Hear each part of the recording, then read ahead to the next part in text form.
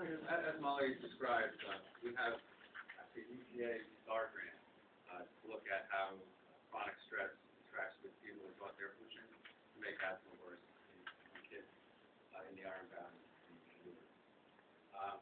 And you may think, well, don't we already know that traffic-related air pollution makes asthma worse among children? And you pretty much do know that. I mean, in fact, the Health Effect Institute, the partnership between EPA and industry, science, recently confirmed that traffic-related air pollution causes exacerbation or worsening of asthma. That was the one health effect that they could find evidence that absolutely needs to be confirmed. So the question might be, so why are we doing the study we're doing?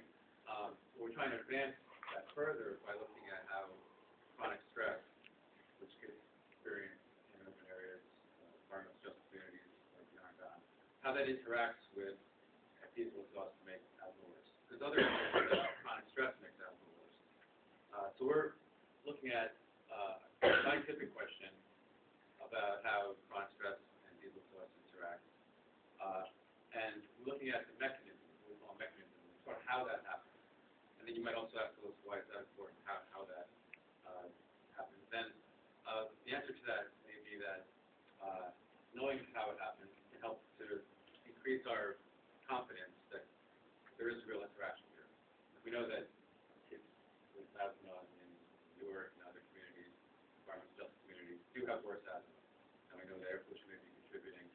But we also think that perhaps chronic stress has a cumulative impact with both chronic stress and diesel exhaust and other traffic-related air pollution, be making asthma even worse in these communities. That's the question we're trying to answer. From the very beginning, we're working with Ironbound Community Corporation and other community members in the Ironbound. We developed this project, starting off with the interest in diesel exhaust and ports and sources of other destruction in the neighborhood, and what we can do about that.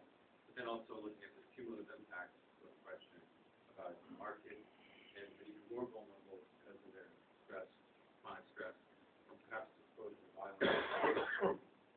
Other stresses that come with poverty, daily stressors. So there are many different stressors, and our hypothesis from the beginning is what's the biological basis of how can stress get into the body, and we think that that can occur through basic stress responses that we all have. And so we have acute stress, a sudden sort of stress, or exposure to, again, violence, for example.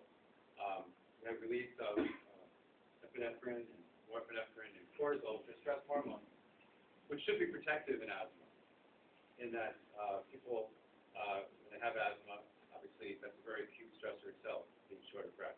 I can't imagine much more severe stressor than that. And so these stress hormones are released. Epinephrine is very similar to what we give asthmatics to treat asthma, for beta-2 adrenergic, which acts the same way epinephrine does, open airway. So acute stress should be protected.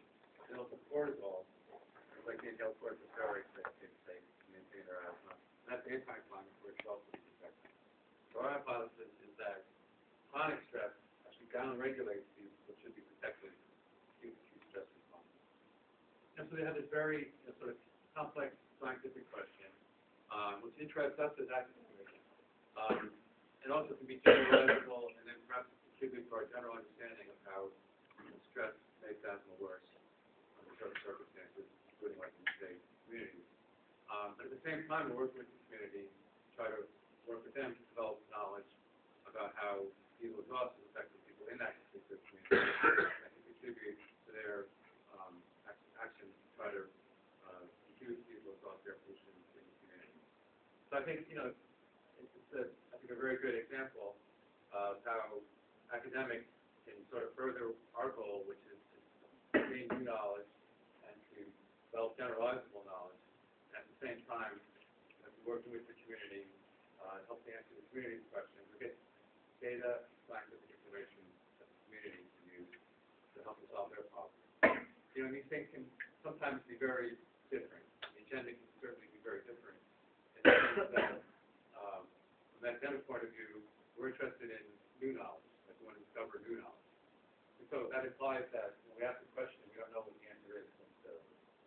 So on the other hand, the community would like to have answers to their questions, get data and knowledge that can to advance what the cause, essentially the cause or the objective of the community, activists and advocates. And these things aren't totally opposite goals.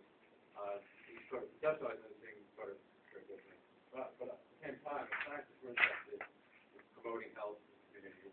At the same time, the people in the underground community, they also value knowledge and value the ability of knowledge, and scientists, as mentioned earlier, further the goals and improve the health of the neighborhood. So a common goal is to improve the health of the neighborhood, but at the same time, we have perhaps other goals which can sometimes be in conflict, and we have to have very good communication sort of from the very beginning in these sort of projects in order to avoid what could be difficult disagreements or points of view.